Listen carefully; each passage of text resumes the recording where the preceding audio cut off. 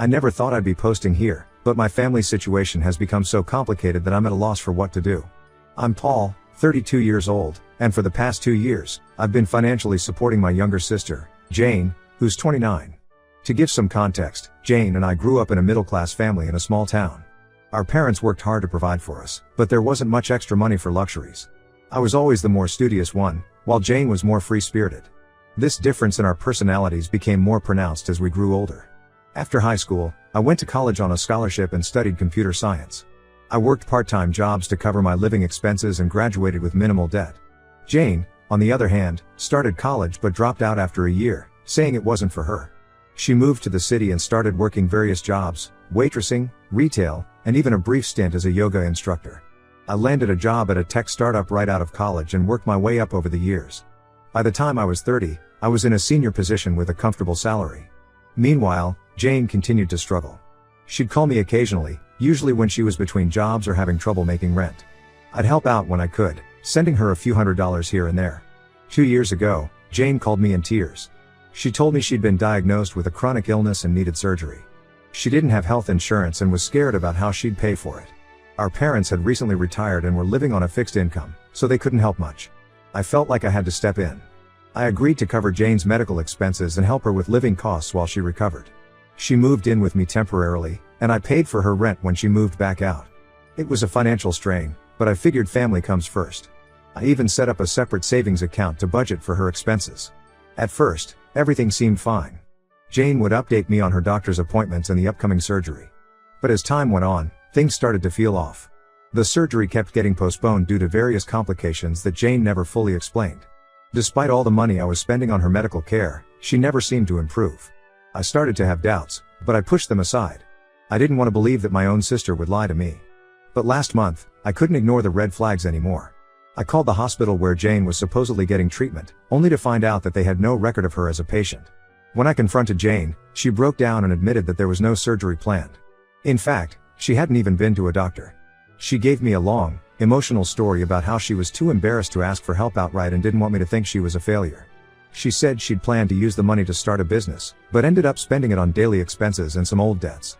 I was furious. I felt betrayed and used. I told Jane that I was done paying for everything and that she needed to get her life together. She cried and pleaded, but I stood my ground. I gave her a month to find a job and start supporting herself. A few days later, I received an angry call from our parents. Jane had told them a completely different story. According to her, not only had I refused to help her anymore, but I had also stolen money from her, a supposed inheritance that our grandfather had left for her. I was shocked because I had no idea what she was talking about. As far as I knew, there was no inheritance. Jane had convinced our parents that I had access to some secret bank account that belonged to her, and I had been using the money for myself. She claimed that our grandfather had set aside a substantial sum for her future medical needs, and I had somehow gained control of it. Our parents were livid. They accused me of betraying the family and taking advantage of my sister's vulnerability. No matter how much I tried to explain that I knew nothing about this inheritance, they wouldn't listen. They were completely convinced by Jane's story. I'm at a loss for what to do. My sister has not only lied to me for 2 years but has now turned our parents against me with an even bigger lie. I've always tried to be there for my family, and now I'm being treated like a criminal. I don't know how to prove my innocence when I'm being accused of stealing something that doesn't even exist. This situation has made me question everything. I look back at all the times I've helped Jane over the years and wonder if she was always manipulating me. I'm hurt, angry, and confused.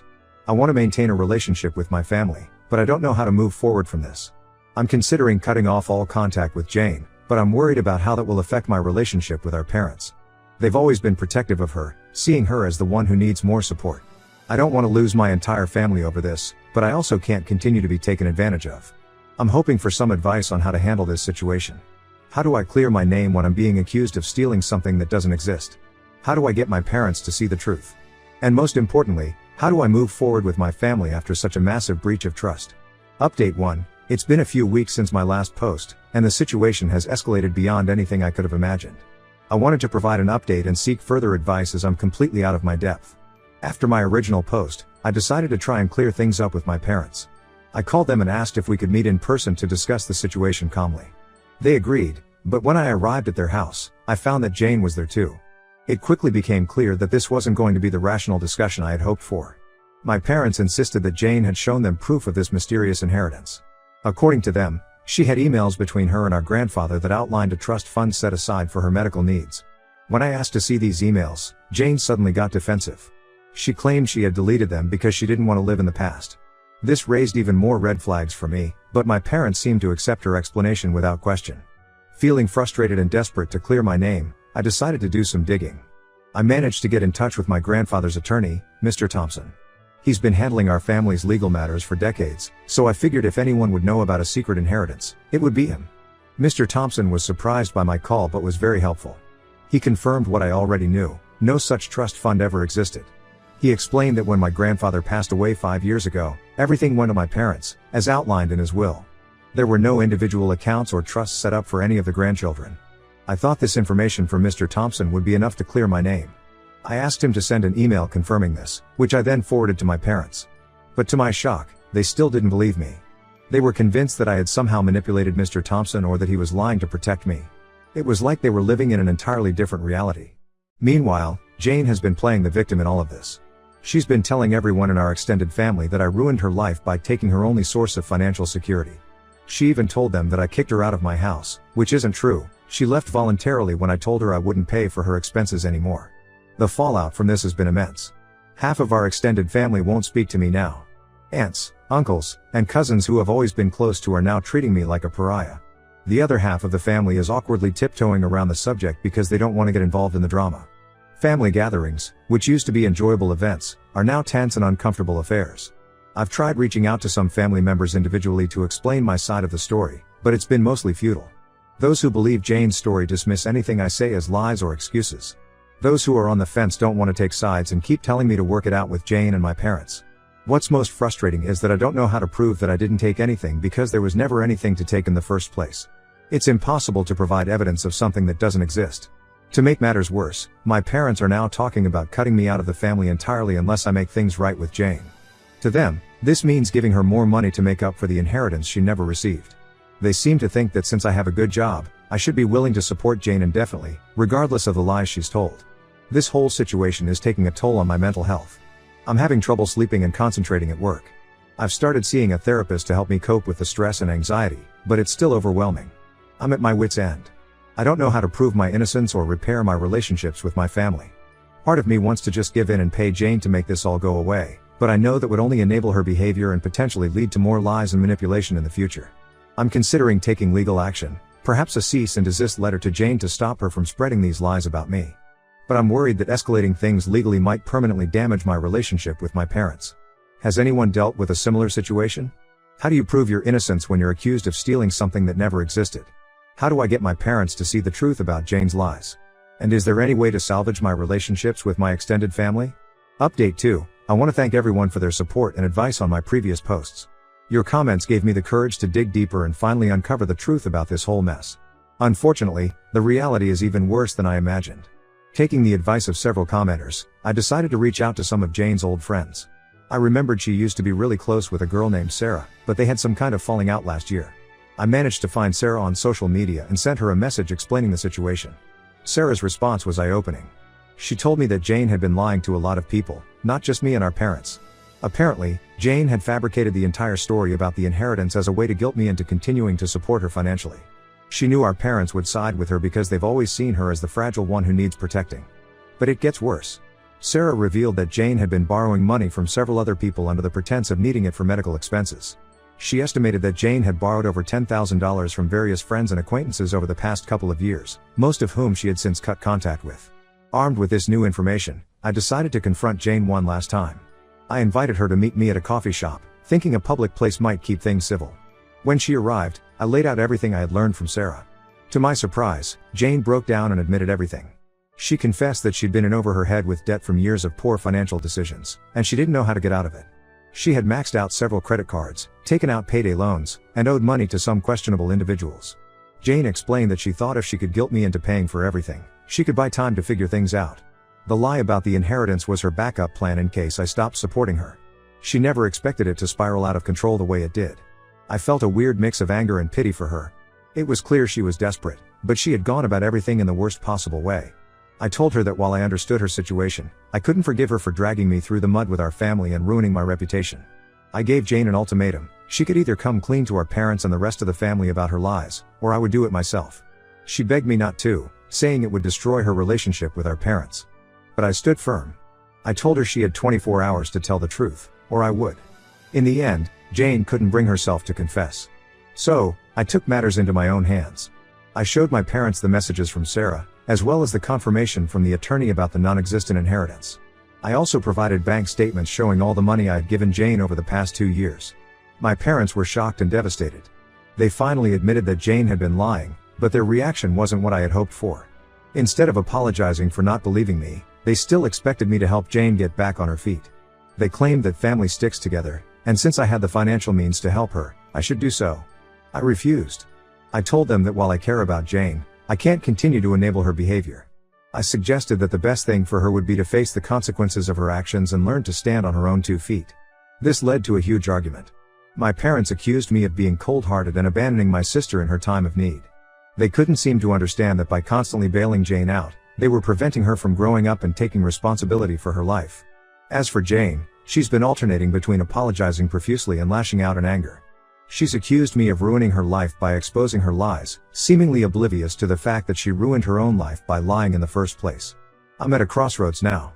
Part of me wants to wash my hands of this entire situation and cut contact with my family until they come to their senses. Another part of me feels guilty about leaving Jane to face her problems alone, even though I know it's probably what's best for her in the long run. I'm considering offering to pay for therapy for Jane, but only if she agrees to also see a financial advisor and make a plan to pay back her debts. But I'm worried that even this might be seen as enabling her. Has anyone been in a similar situation? How do you help a family member who doesn't seem to want to help themselves? And how do I repair my relationship with my parents when they still seem to think I'm in the wrong for not continuing to support Jane financially? Update 3. It's been a few months since everything blew up, and I wanted to provide a final update on the situation. A lot has changed, and I've made some difficult decisions. After the confrontation with Jane and my parents, I took some time to step back and evaluate my priorities. I realized that I couldn't continue to be embroiled in this constant drama and still maintain my own mental health and professional life. I made the decision to go no contact with Jane. I blocked her number and all her social media accounts. She tried to reach out a few times through mutual friends or by creating new accounts, but I held firm. Each time, I reiterated that I wasn't willing to communicate with her until she took concrete steps to get her life in order. As for my parents, our relationship has become strained. They've continued to side with Jane, despite all the evidence of her lies. They still believe that, at the end of the day, I should be the one to fix things because I'm better off financially. We've had several heated arguments about this, with them accusing me of abandoning the family and me trying to explain the concept of enabling harmful behavior. About a month ago, I made the difficult decision to move to another city for a fresh start. I had been considering a job offer from a tech company in a different state, and this family situation pushed me to accept it. The distance has been both challenging and liberating. I haven't spoken to my parents in over a month now. They've been sending me messages, mostly guilt-tripping me for abandoning the family, but I've learned to tune them out. I've made it clear that I'm open to rebuilding our relationship, but only if they respect my boundaries and stop pressuring me to support Jane financially. As for Jane, I heard through a mutual friend that she's finally started to face the consequences of her actions. Apparently, one of the people she borrowed money from has threatened legal action if she doesn't start repaying her debt. This seems to have been a wake-up call for her. The friend mentioned that Jane has started looking for a steady job and has even considered going back to school to finish her degree. While part of me is glad that Jane might finally be turning things around, I'm maintaining my distance. I've realized that I can't be responsible for her choices or her life. I need to focus on my own well-being and future. This whole experience has taught me a lot about setting boundaries and the importance of self-care. I've started seeing a therapist regularly to work through my feelings of guilt and anger. It's been helpful in processing everything that's happened and in developing healthier coping mechanisms. I've also been focusing on building new relationships in my new city. I've joined a local hiking group and have been volunteering at an animal shelter. These activities have helped me meet new people and start creating a support network that isn't tied to my family drama. In the end, while I feel like I've lost my family in some ways, I've gained peace of mind. I'm not going to keep enabling Jane's behavior, and I refuse to let her or my parents' expectations drag me down anymore. I don't know what the future holds for my relationship with my family, but for now, I'm focusing on myself and moving forward. I want to thank everyone who's offered support and advice over the past few months. Your perspectives and encouragement have been invaluable during some really tough times. If there's one piece of advice I could offer to others in similar situations, it would be this: it's okay to prioritize your own well-being, even if it means making difficult decisions about family relationships. Looking back, I realized that this situation didn't develop overnight. There were signs of Jane's irresponsibility and my parents' enabling behavior for years. I wish I had recognized these patterns earlier and set firmer boundaries. but I'm trying not to dwell on the past and instead focus on creating a healthier future for myself. I'm still open to the possibility of reconciliation with my family, but only if there are significant changes in their behavior and attitudes. For now, I'm taking it one day at a time and focusing on building a life that isn't defined by family drama. Thank you all again for your support throughout this journey. It's been a difficult road, but I feel like I'm finally on a path towards a more positive and stable future.